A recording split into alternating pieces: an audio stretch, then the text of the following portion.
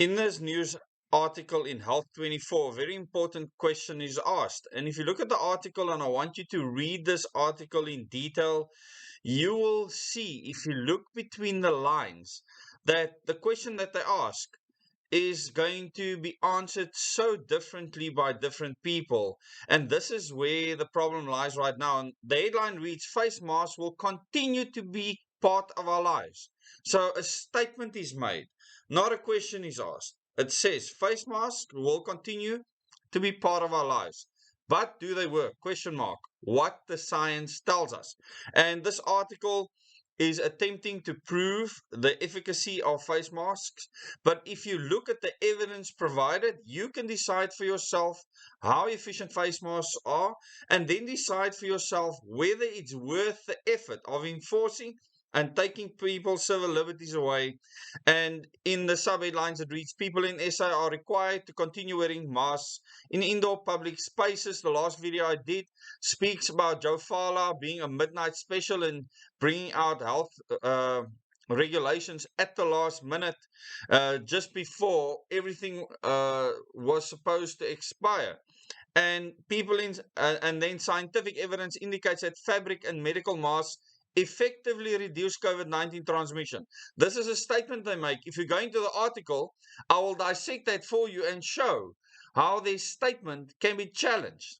And then many other countries also continue to uphold mask mandates for certain indoor public areas. So they're trying to say that there's other countries that do the same as us, trying to justify what our government is doing. I will name those countries later, and then you will be able to see that we're one of very few countries in the world still implementing these rules. And you have to ask yourself, is it still justified? Is the government justified in what they are doing? And as in the last article that I covered, you need to, when you read that article, specifically look at what is being said around masks, civil liberties being removed, and can it be justified under the current constitution, and can it stand up to constitutional muster? And as I've said, our government officials ultimately have all the right over your life based on the Constitution, because all of these rights we're given, they're allowed to remove it, and that's why we need to change the system. Let me dig into this article. You will find the link to this article in the description below this video, as well as in the first comment. People in South Africa are required to continue wearing face masks in indoors public places and when using public transport, the Department of Health announced on Thursday, as part of limited regulations aimed at curbing spread of COVID-19. And I quote, again, under these limited regulations, no person may use any form of public transport unless wearing a face mask, the department said in a statement on Wednesday evening. Remember, very late that night, they came out with the regulations, and that's why hashtag Midnight Special is back again. So, other countries that have relaxed restrictions but also continue to impose mask wearing regulations in certain indoor public places include China, France, Italy, and South Korea. So, they're trying to make us feel good about our regulations because of 4 other countries that are being mentioned here. Now, this is a fallacy. The world hasn't just got 4 other countries. There's hundreds of other countries in the world that don't do this. And this is the question you need to ask yourself when you include countries like China. Really, people, you cannot consider that to be a very good basis for people just following what they are doing. The virus that caused COVID-19 spreads primarily through respiratory droplets that are exhaled when infected people talk, cough, sneeze, breathe, or sing.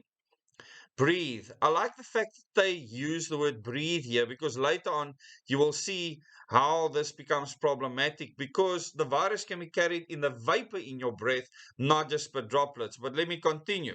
Most of these droplets are extremely tiny and are referred to as aerosols.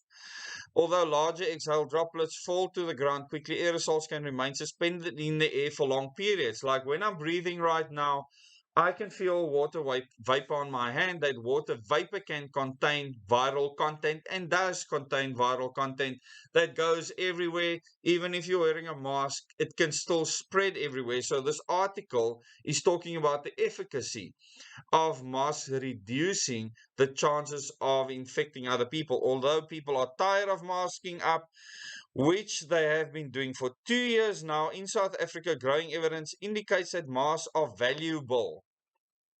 Now, valuable is not such a strong word, because they can prevent people from expelling the virus containing droplets and prevent others from contracting the virus.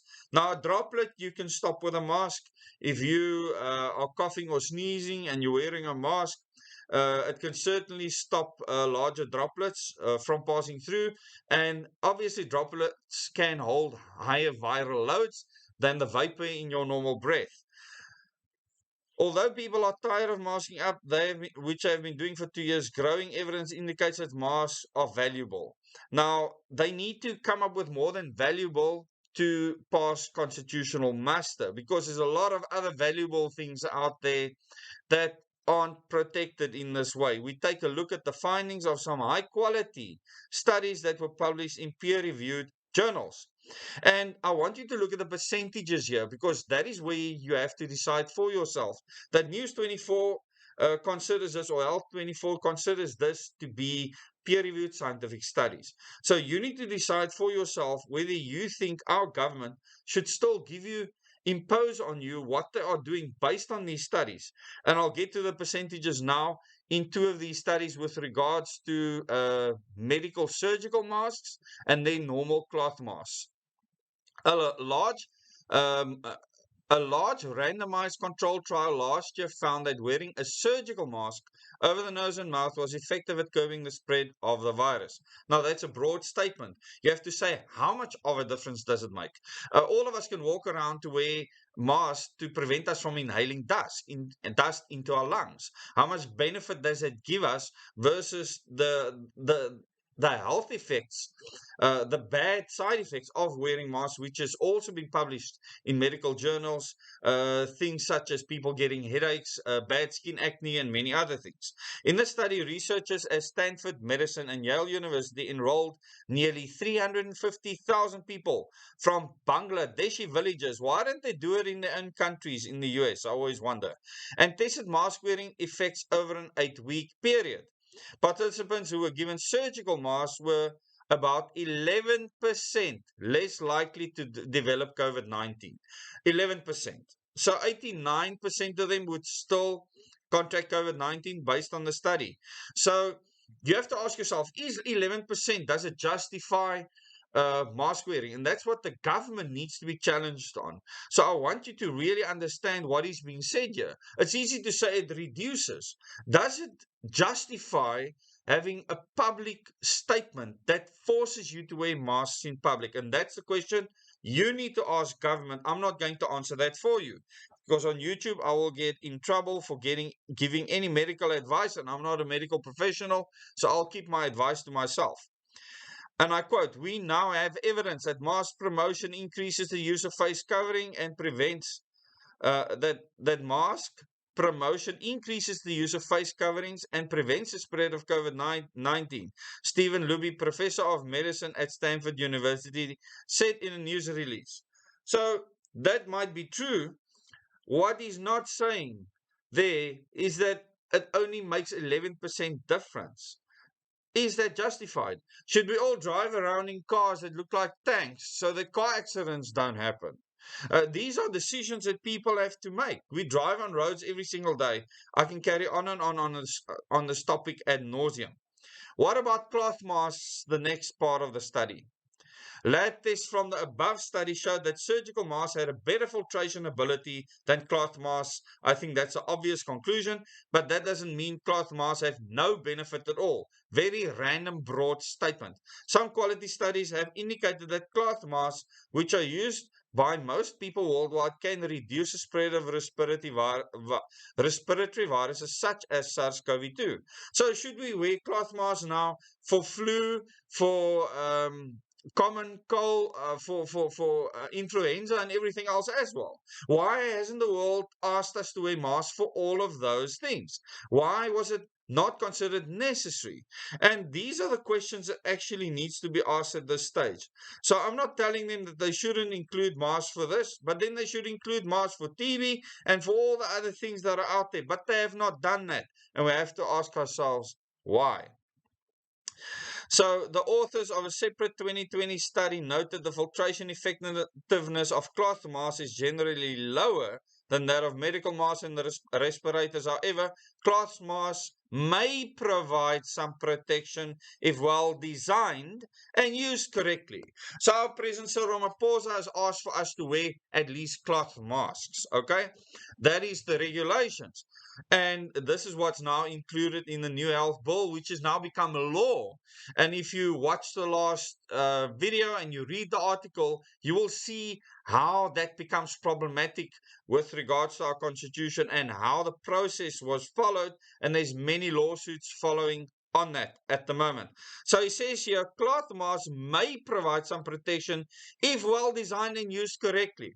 Now, can the country walk around police how every single person uses a cloth mask or how they are designed? The answer is no. And therefore, you have to ask yourself, why is that a regulation in our country? Why doesn't he say everyone must wear medical or surgical masks? Why do they say that people can wear cloth masks or any face covering? A study published in PNAS last year found that non-medical masks use material that provide reasonable protection against COVID-19 by blocking exhaled particles. The researchers set out to study whether face masks, particularly cloth or other unfitted masks, were likely to decrease the number of people infected by an infected person who wore a mask. You can say the same for any other disease. Likely to decrease. Decrease by 1%, 2%, 10%, 20%. Is it justified? Is it justified that at this stage, with hospital beds not filled with people, that our government still imposes this when there's only 4 other countries that have done the same and the rest of the world have not? The rest of the world are not mandating their people to wear masks everywhere. And you have to ask yourself, why us? Evidence from German study, you can go and read the German study. But if you look, they say, yeah, but do they work in the headline what the science tells us? And in the sub-headline where they say scientific evidence indicates that fabric and medical masks effectively reduce COVID-19 transmission. They don't specify what does that actually mean. Percentage-wise, is it justified? They don't do that, and it's for you to decide. I'm not going to tell you how I feel about it, but you should let the government know how you feel about the regulations. You need to understand that there's China, France, Italy, and South Korea that have mandates on masks for the people in the countries. The rest of the world do not, to this extent that we have. And you need to ask yourself why. Thank you very much for watching this video. I know it's been a bit longer, but please subscribe and click the bell icon if you want more contents like this so that you can get notified when the next videos come out. I know some people have said that they are battling to like the videos, they are battling to click the bell icon and many other things. Please just persist. It's called shadow banning, and the things on this channel is probably not considered popular. And there's many people that find what we put out there as an enemy to their cause to remove our freedom. Some people want absolute power, and they absolutely enjoy having that power over people. We are removing these people from our society one at a time by growing a critical mass of people that don't need government the way they are constituted now. Thank you very much. Till the next video.